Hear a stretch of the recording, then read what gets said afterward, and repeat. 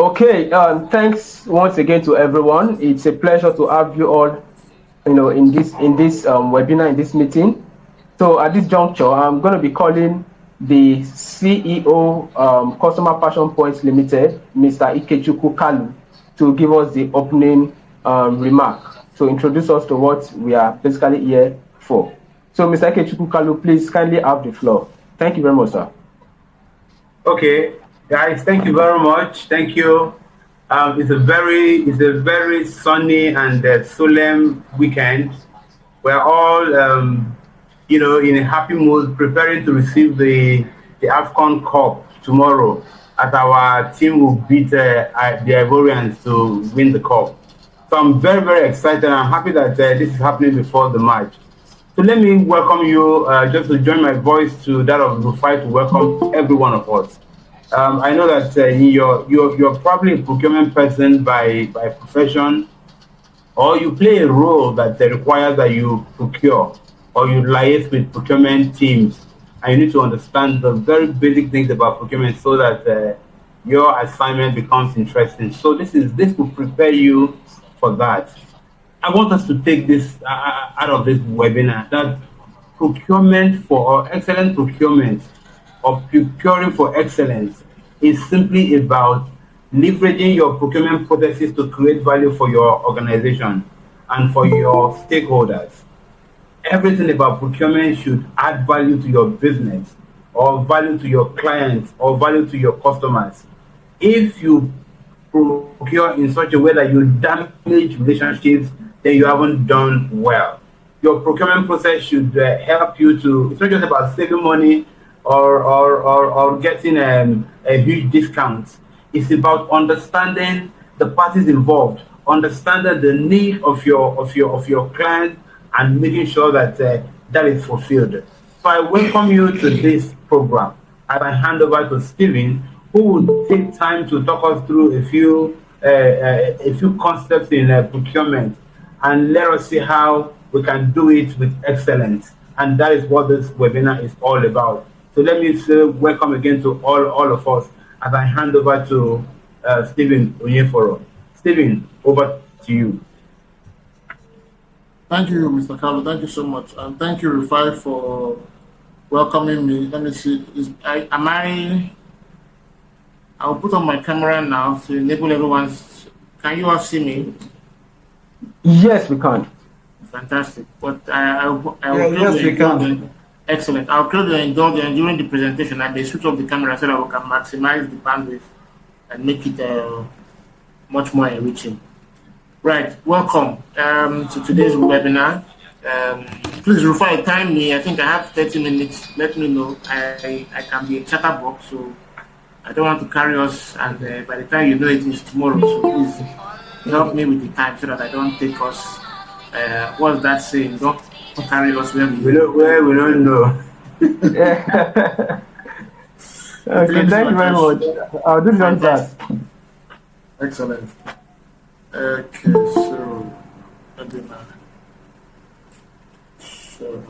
Please, who is sharing? I'm sharing. Okay, go ahead and share then. Okay, go ahead. Right. Is my slide visible to everyone, please? Yes, we can see it. See my slide? Very good. So, very fantastic topic. Achieving excellence in procurement. And it's important that people like we professionals in Nigeria constantly remind ourselves that that word excellence exists. When you juxtapose that word with what happens possibly in our political arena and maybe in other aspects of our national life, it's very difficult to have that discussion of excellence when Nigeria is in context. But it's important that we as professionals continue to have discussions around that, what excellence should look like and what it should be in our daily activities and in our enterprises. So, well, this picture is a very nice picture of myself. Wow, I didn't know I'm this handsome.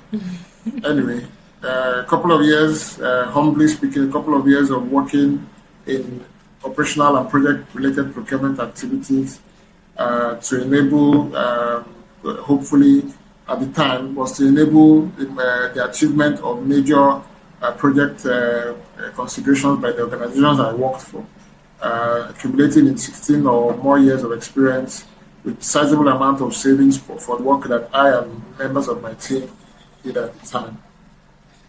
So achieving excellence in procurement. One thing I want us to, I'm going to play a 2 to 3 minute video so that we can see what I want us to get a sense of what it means when excellence is not pursued, regardless of where you are in the world. As a procurement professional, one of the things that you need to always pursue is excellence. So let me play this 3 minute video for everyone to watch and see.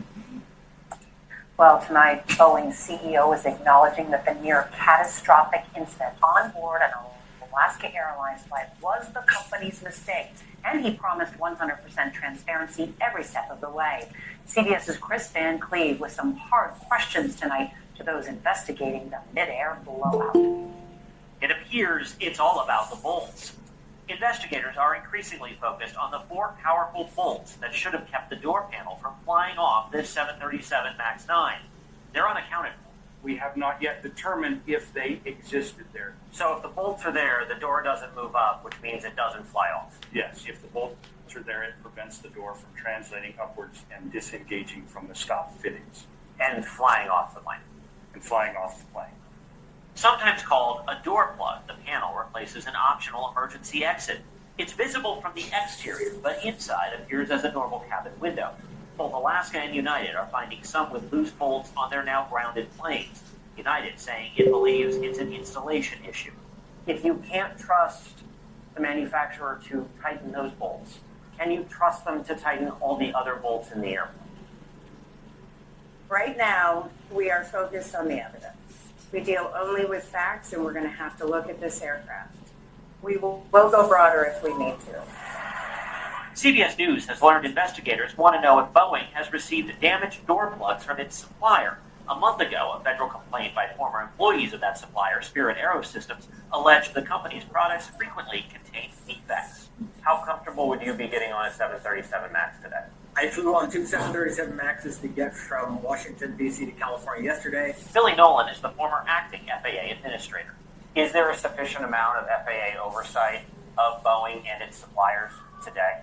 I would argue that there is, but I would say as we go through this, is there something additional? So this is the right case to ask ourselves these questions. What have we missed, and what else should we be doing? The NTSB plans to use forensics to try to determine if those bolts were ever installed. Boeing says it is committed to meeting the highest safety standards, and Spirit AeroSystems says its focus is quality.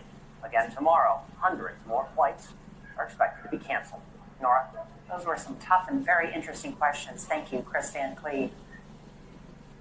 Well, tonight, Boeing. So, we see here that a company that manufactures planes was so lax in their pursuit of excellence that in mid-air during a flight, a door of the plane flew out of the plane. And investigations are beginning to show that it possibly was a result of defective bolts that were procured and installed, or not even, in some may not have been even installed on the plane. So, I mean, I've seen your slides and they are very fantastic slides, but permit me to talk as freely as I can so that we can get to the real meat of the matter here, which is that procurement excellence is more than just obtaining goods and services. It's about optimizing processes, managing risks, and adding strategic value to the organization. So today we'll delve into key components that contribute to procurement excellence as much as we possibly can. But I want you to have at the back of your mind the understanding that the more we shy away or keep away or even reduce or water down excellence, there is a clear and present danger to our daily lives, as we have seen in that video, where people were on a flight and the door flew out. And investigations are showing that there may have been a lack of the pursuit of excellence in their procurement activities that could have led to that. So, I mean, we can define procurement and and come to a conclusion of what that the definitions vary and definitions are wide and vary. But what is important to note is that we are going to be able to say what procurement is, what it is not, define it, have an understanding of what drives procurement and what helps it to succeed with partnerships with suppliers and the relationship with those suppliers, and then the importance of course, the procurement in the organization and why procurement needs to succeed so that the organization itself can succeed. So, process of acquiring goods and services or work from external sources.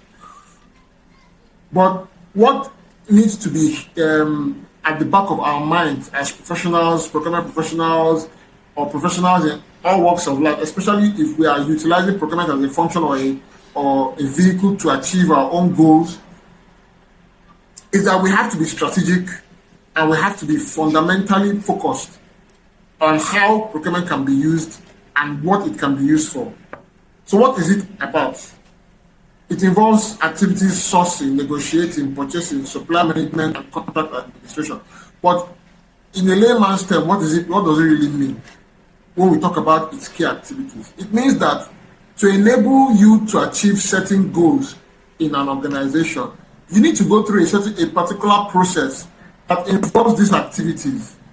Be able to, in a nutshell, know what you want, find what you want in terms of what it is that you want, and in this case, I'm talking about the specification or the description, the right description of what you want. Understand what the market is saying in terms of who can provide that thing to you at the best quality and at the most optimized cost. Understand that there's a process by which you have to discuss with that person to understand what will be the best value they can bring in the process of trying to make sure that you receive that good or that service. And then manage that relationship to the point where you agree by establishing a document, a contract, a purchase order, a purchase report, or a purchase order or a contract agreement that gives them the impetus to proceed to make that good available to you or to provide that service to you. And also that you are monitoring the entire process to ensure that what has been written on paper is what is happening in real life. Like we saw in that video, somebody requested bolts from the supplier. Somebody's job was also to check that the bolts that arrived were of the quality that was specified in that contract document. Somebody went ahead and installed something without checking that what was ordered is it what we, but you know that there's this internet sensation we have in Nigeria, what I ordered and what I got. That's what happened to Boeing in that plane. What they ordered from what they got are not the same thing. So procurement comes to the fore to help you arrive at those clear-cut decisions from a strategic point of view. So the procurement is a strategic function. It's not merely to buy. It's not just to say, it's not just to go and buy these things. No. Procurement comes to a lot of organizations, and in my own experience, what I developed over the years was almost a sixth sense to collaborate with colleagues from different parts of the organization. People in engineering, people in HR, people in construction, people in inspections, and so on and so forth. Develop collaborative attitude to be able to understand what is the strategy driving the request or what is the strategy driving the need. That way we are able to bring our own procurement or our own supply chain understanding of the need to help them achieve their purpose. So that's why it's important for us to see strategic procurement as a strategic function, and we will have things like strategic sourcing and supply management. So we have to develop certain strategies that help us achieve these goals. So what it is not, misconceptions are varied in the industry about what procurement is and what it is not. But one of the key things that I want everybody to understand, and one of the things that I want you to take at the back of your mind, procurement is not a rubber stamp. That's fundamental to you to understand. If in your organization you treat procurement as a rubber stamp that just issue the document to the supplier, let the supplier deliver, no, you are shooting yourself in the foot. Again, I go back to that video we just watched to see that procurement is not a rubber stamp. It is a clear-cut strategic process and function that helps the organization to achieve its goals, and not only achieve its goals, but to achieve them profitably. and ensure that the bottom line at the end of the day is that your organization is functioning in a profitable manner. So it's not just about cost reduction. It's about being able to provide the required impetus to enable your company achieve its strategic goals profitably. So not to belabor the point anyway, it's a strategic alignment with organizational goals contributing to cost reduction, risk mitigation, and competitive advantage. But one of the things I want to just take a step back here is to understand that there are certain things that you need to put in place in terms of your strategy for identifying and selecting suppliers that will enable. Because, like I said before, it is a collaboration of efforts between people that are called the user or the end user or the customer or yes, let me just use that term, the user. The user is a more generic term. There's a collaboration between the user and the supplier through the procurement function. And you are, as a procurement person, collaborating with the user to say, okay, what do you want to actually achieve here? And the user says, I want to achieve breakfast this morning for my family. I want to be able to provide them breakfast. What kind of breakfast do you want to achieve? I want us to eat akara and pap, for example. And so we now have a discussion. Okay, if you want akara and pap, what do you want to be in the akara? We now start having discussions of the specification, of the nuances around what you want that device, that equipment, that service to achieve for you. Then you have a document that specifies it and tells everybody in clear-cut terms, without any ambiguities, this is what we want. We want to achieve breakfast at 10 o'clock of pap and akara on the table. And these are the things that we need to, we want. So you see, there's a specification of what you want. There's a time frame as to when you want it. Then the procurement person can now take that info and they now ask you, why is it important for us to have this akara and pap breakfast at 10 o'clock? Because by 12 o'clock, we have to finish eating, we have to start eating by 10 so that we can be done in 1 hour and go for our procurement webinar by 12. So you see that the procurement is now aware of your strategic goal. There's not just that you want something to be delivered, but there's an understanding of what your strategic goal is. And then the decision is now the decisions that will be made here after that will put that strategic goal at the back of your mind. So you now begin to identify the kind of suppliers that can support that strategic goal. So for example, if we wanted to make akara and pap this morning, and we want to achieve it by 10 o'clock this morning, we know what are the components of akara that we need to put in place. We know we have to go and buy beans, buy pepper, buy onions, and all those things, grind it, and so on and so forth. We will not now say, because we want to eat akara and pap in Lagos, now go to Kano this morning to go and buy that akara and pap and the ingredients we need. We will have to look for suppliers who are strategically available to us within the vicinity, not only in terms of proximity, but in terms of the quality they are providing, in terms of the ability to meet our desired goal of achieving 10 o'clock breakfast this morning. That is, we have to be able to say that the suppliers have the quality standard we need, can meet up in terms of their logistics to be able to supply us at a particular point in time in terms of our specification and the delivery requirements or the lead times required. I'm using procurement terms now, I say lead time required. So all those things have to be put in place, and that is what helps you develop your strategy to say, okay, this is the strategy by which we are using to achieve this procurement function. So you have to consider factors like location, capacity, scalability also, to enable you make those decisions about sourcing and also about the supplier that you are going to use. But one of the key themes of procurement in the modern day, 10 years, 15 years, 20 years, or even 20 years ago, let me just talk about 20 years ago, there was a mismatch in the relationship, in the sense that most procurement people looked at the supply, there was almost a master-slave relationship. Bottom line is this, go and deliver this thing to me, and the suppliers were almost beholden to you, giving them the opportunity to come and supply. These days, with technology, with advancement, with even surplus availability of skills, of resources, and so on and so forth, especially with the entrance of China into the mix of manufacturing and so on, suppliers are no longer those people that you just lord it over and treat them as if they're second-class citizens in the strategy. No. Suppliers are now full-fledged partners to help you achieve your goals, and they have to be treated as such.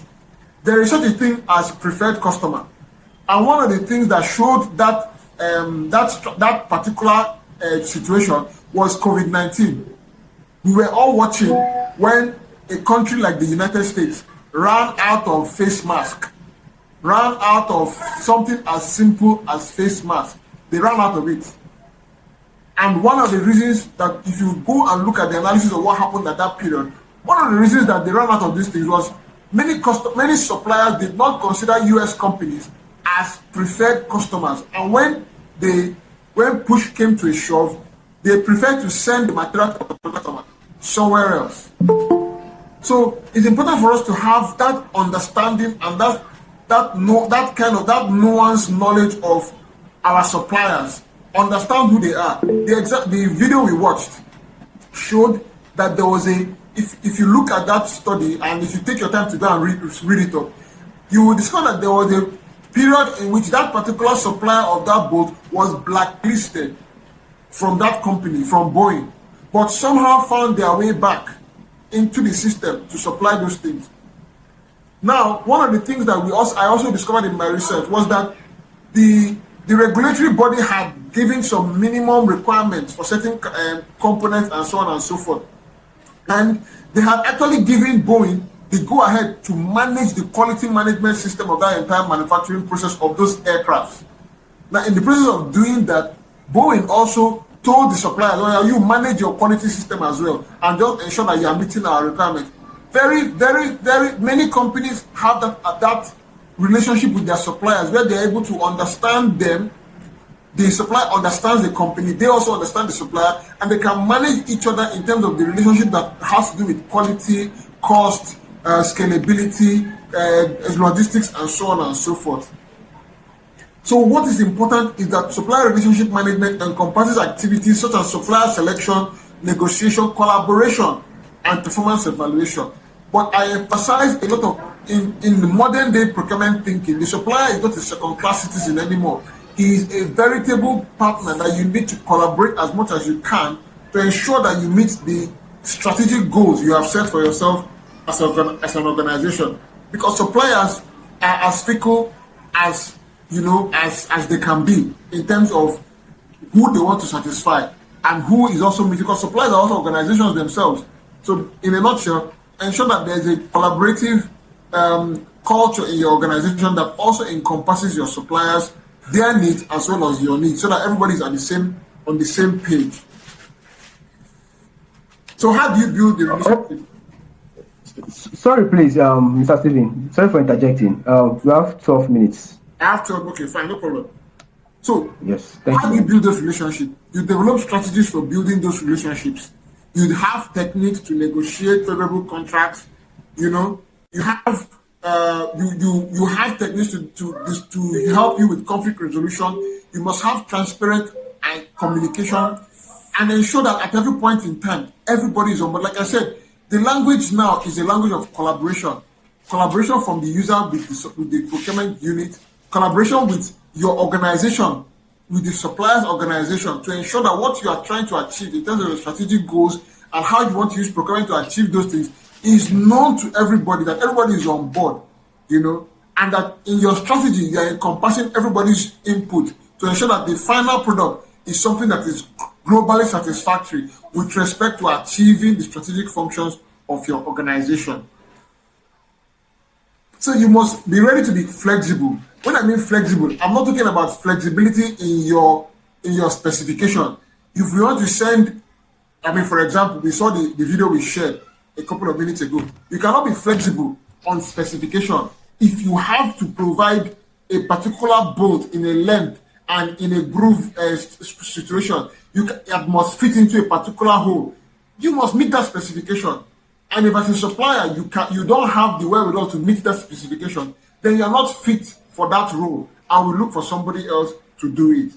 So you must have that level of collaboration, flexibility, ability to resolve resolution and conflict and resolve those conflicts in a way and manner that helps you constantly put your eye on the ball to achieve the goals that you have for your organization. So, in concluding, before we go into question and answer, I want to say that one of the things that you must understand in your procurement journey is that many a times there is a need for us who want to embark on procurement as a profession to have the knowledge or to have the desire to build knowledge. I'll give you an example. I started off on the oil field. I'm not a mechanical engineer by training, but the kind of procurement I was doing at that early stage required me to begin to have a lot of liaison with mechanical engineers, electrical engineers, and so on. And with time, I began to take in some of the terms and the lingo and the language that they were speaking, so that when I sit in a meeting with them, I can understand what they are saying, and I can bring my procurement hat to be able to advise on certain strategies that they were trying to put in place. And so it's important for you as a young and aspiring procurement professional to know that your journey is a journey of constant learning, of constant assimilation of knowledge, which is why it's important for you to have a very collaborative attitude in your ability to function with people in different spheres of profession, in different walks of life, and at different levels of the organization. I mean, you can be procurement. I can imagine the buyer that bought the boat that went off that plane. His name will now be in front of the MD of that company, or at least if for anything, his manager's name will be there. So it's important that you're able to understand the far-reaching effects of your decisions as a procurement professional, and understand that the best decision you make is decisions that you make in collaboration with other people, and you're able to marry their own expertise, bring in your own knowledge, build together, and strategically achieve your goals for your organization, which, like I said before, is to achieve a goal that shows that your organization is not only achieving the goal set, but achieving it profitably and sustainably. Because one of the things that we are now hearing, especially in the procurement profession, is that we must be able to achieve goals strategically, but also sustainably. And so you hear a lot of things like the green economy and so on and so forth. So I don't know if how much time do I still have? You have 8 minutes more. 8 minutes. So let me quickly, since I still have a little bit more time, let me quickly talk about one other thing in terms of talent development in procurement. Since we're talking about excellence, it means that, for example, if you want to enter this procurement profession, you have to come bringing your very best in terms of excellence. Procurement professionals now come from all walks of life and all kinds of professions, and most times there are people who have done very well in those professions and are bringing it to join with their procurement knowledge and procurement profession to enable them achieve best results. So at a point in time, you may not be a leader, but if you become a procurement leader, you need to be able to know how to grow talent among your subordinates, among those who are junior to you, and to be able to grow their talent in several sectors and several what we call categories as quickly as you possibly can, so that you can have a variety of people within your team who can function in several areas. I mean, for example, you can have somebody who is working primarily with supplier relationships. You can have another person working primarily with a category of a mechanical category, an electrical category, a civil category, all kinds of categories, instrumentation, and so on. If you're in the manufacturing or retail industry, you can have people who are working in several categories, and there are many categories in that area. So it's important for you, even as a young professional, to recognize leadership that is helping you grow and not shy away from certain roles and responsibilities, because that is where you learn, that is where you grow, that is where you begin to develop those collaborative relationships with suppliers, with users, with subject matter experts that helps you grow your own know-how and knowledge, so that at the end of the day, you are able to function in a strategic environment, in a strategic group of people, and they can trust you.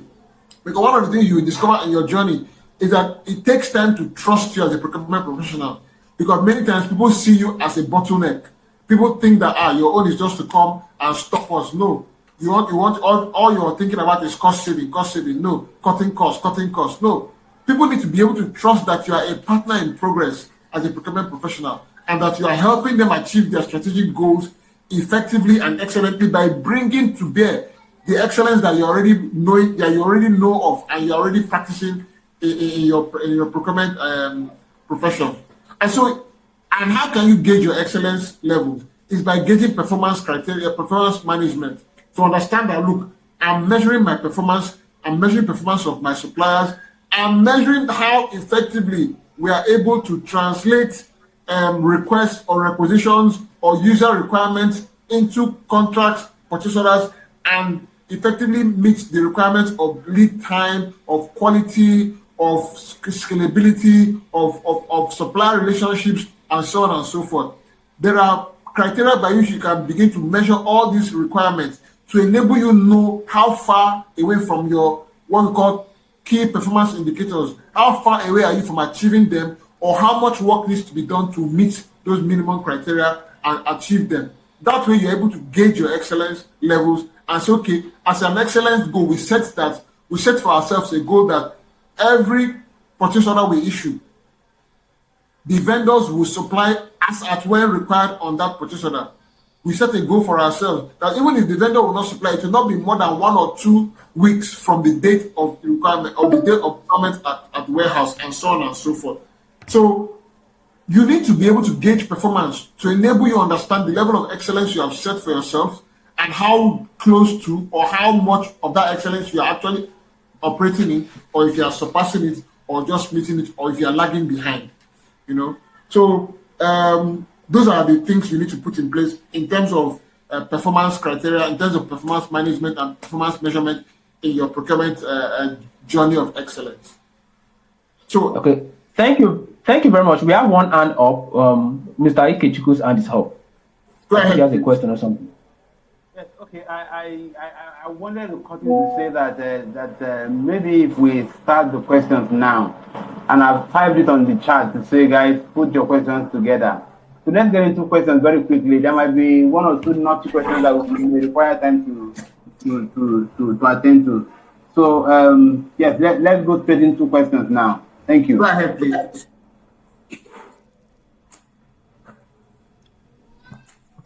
Okay, if you have any question, please just raise your hand so we can call on you.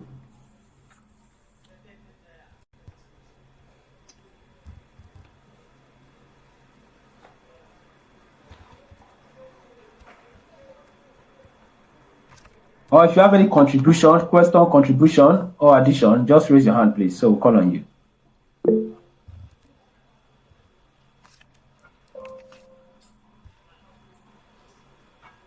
Okay, one person's hand is up, Chinwe Kalu. Okay, Suraja also raised his hand, but let's go with Chinwe Kalu first before Ibrahim Suraja.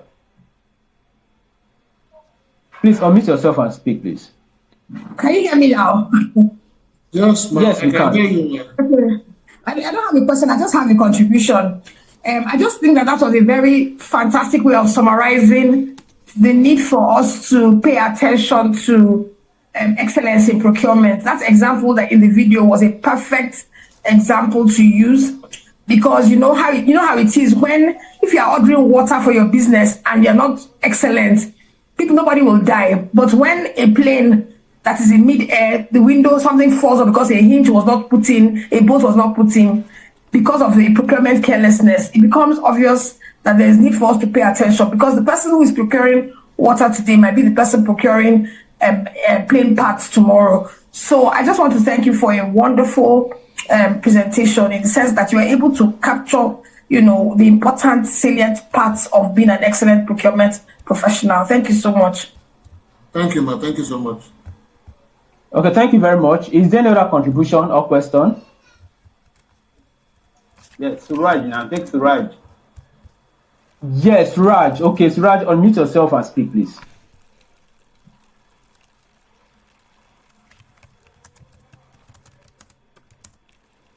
Suraj, we can't hear you if you are speaking. Please unmute yourself. Check that your mic is working. Or you can type your question. Hello. Yes, Suraj, go ahead. I can hear you. Go ahead, please. Good afternoon, everyone. Good afternoon. Good afternoon, Suraj. I have a question. Go ahead, Suraj. Yeah. In procurement, there is a request for proposals.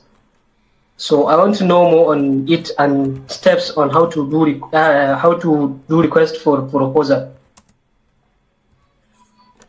Okay, Suraj, thank you very much for that question. So, by definition, what is a request for proposal? Do you know what a request for proposal is? Hello? Do you know what a request for proposal is? No, sir. Okay. So, when you want to buy a product or a service, or if you want to even understand if you really need to have that product or service in your organization, sometimes the best way to know is to go to the market to go and find out what is available in the market in terms of meeting the requirements you have. Let's take, for example, we want to build a national stadium in Lekki. We want to build a stadium in Lekki, and we want to know if, with the current economic situation we have in the country, what would be an idea of what that stadium will cost us. The only way we can know is to look for people who can say, okay, which companies in Nigeria today have capability to build a world-class, let's call it a World Cup stadium, for example. You understand? We'll now say, okay, since we just want to understand what it may cost and the implications and so on, let's issue out a request for proposal to several companies within our vicinity, both home and abroad, even if you want. To say, let us understand what, looking at our minimum requirements, we want to build a stadium, of a football stadium that is a World Cup standard, so on and so forth. Give us an idea of what it may entail. The people will now provide you their response in a very detailed manner, as much as they can. But this is not yet a commitment. It is not yet a commitment for you to build that stadium.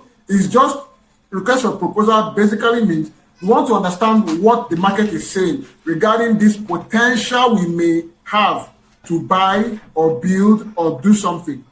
When you now get the feedback from the request for proposal, you may not say, it may cost $100 million to build a World Cup stadium in Lekki. Lekki local government or Etisha local government, do you have $100 million in your account to build this stadium? They'll tell you, no, we don't have that kind of money. So what the request for proposal does is give your organization an idea of the kind of spend potentially they may have to spend. If the feedback comes and it says $100 million is what it possibly will cost to build a World Cup stadium in Lekki, and let's assume that we are not Lekki, let's assume we are Dubai. $100 million, what's that? What is that flavor song? What is money? Dubai people will say, what is money? $100 million is not money. Is that all? Oh yeah, which day are you going to finish building it? The feedback will now be, okay, $100 million, go back, look at the design, look at everything, let's clean it up, ensure that it is the best design we can possibly get. Then you now issue after that what is called the request for quotation, which is a full-fledged requirement that this is a commitment to go ahead with the project or the contract, because we have gone through the proposal phase, we understand what it may entail, we've now gotten our design to a T, and we now know exactly what we want. Now we want people to give us actual rates and actual prices to enable us go to market and complete our project based on the strategy we have developed after getting the request for proposal. So you see what the request for proposal is and what it is not. But sometimes procurement professionals mix the two, and sometimes they confuse vendors, because sometimes you can say you're issuing a request for proposal, meanwhile you want a request for quotation, and vice versa. And the vendor is now knocking at your door, but you sent me a request for quotation, and you said, no, I meant to issue a request for proposal. It's just for preliminary, we're just doing a market survey and so on and so forth. So that's what a request for proposal is in a nutshell. Suraj, Did I answer your question? Yes, sir. Thank you very so much. You're welcome, Suraj. Okay, thank you very much, Mr. Steven. That was a very insightful session. We appreciate you and we pray that God enriches you in knowledge. Thank you very much. So quickly, a form has been sent on the chat box, a Google link, a Google form rather, for us to give our feedback on this on this webinar. Please, let's kindly fill it as fast as we can. Please, let's fill it now. Let's quickly fill it because we are going to be sending out the materials for this webinar, and only those that fill the form are going to get it. Please, let's start filling it now. It's on the chat box. Let's check the chat box. And quickly, let me. In fact, I so much like that Suraj's question. It shows that he really wants to learn more. He really wants to, build himself in the area of procurement. So at this point, I'm going to be telling you that what we just did now is the introduction of procurement. Okay, is the introduction. It's just a scratch on the surface. There's a lot about procurement that we need to know, and I'll be encouraging you to join we have a training that is coming up later in the month on procurement. That's where we delve deep into procurement, and you will get your 100% knowledge that you require. So we are going to be we have already sent you the feedback form. We're going to be reaching out to you via mail and via call, so that we would engage you more, and we encourage you, like I said, to partake in our training, which will come up later this month. Okay, on procurement. That's where you get your full package in this procurement. So like I said, what we did now is just introduction. So we run other programs at CPPL. CPPL is the parent body. So we have an academy. So it's the academy that organized this webinar that we are all in right now. So at CPPL Academy, Training Academy, we have programs. Okay, we have programs in different areas that might also interest you, in the area of leadership, in the area of revenue management, in the area of human resource administration, in the area of coaching, safety management. So many. We run over, we have over 50 programs in our academy, and we encourage you to participate. But since you are really interested in procurement, we have a training coming up later this month in procurement. The date and the time will be shared with you, and we're going to engage you more. So, okay, we have 3 basic types of program. We have the customized program, which we basically do for organizations. Okay, we customize it to cater to the needs of your staff, of your your professionals. Okay, so we also have the open training, which I'm inviting you for, that we are going to be having later in this month, and we have the online training. We have a learning management system on our website that you can go and take our courses. Very affordable. All our trainings are affordable. So without much ado, we don't have much time left. So I'm going to be appreciating everyone for joining this call. Mr. Kalu, if you have anything to say at this point, maybe just chip it in before we call it a day. Okay, nothing really to add other than to say thank you to everyone. I like the engagement level. I like the quality of the delivery. Steven, you killed it. It was so well delivered. Thank you very much. So just to say to everyone here that we would get in touch with you and ensure that you get to know more about what we do in terms of the courses we offer, and we'll encourage you to partner with us. Now, because you have been part of this webinar, you automatically become a member of the CPPL Training Academy alumni. Okay? The idea is, now that we have met you, we are now married for life. We want to be in touch with you. We want to avail you free training from time to time, free consulting from time to time, so that you can get better, having met us. And that's what this is all about. So Rufai will be in touch with you. Rufai and his team will be in touch with you, and will ensure that your needs are captured and they are attended to. Once again, I say thank you. And I wish you all success tomorrow as we play with Côte d'Ivoire. We must win that cup. Thank you very much, and have a good weekend. Bye-bye. Okay, bye from my end.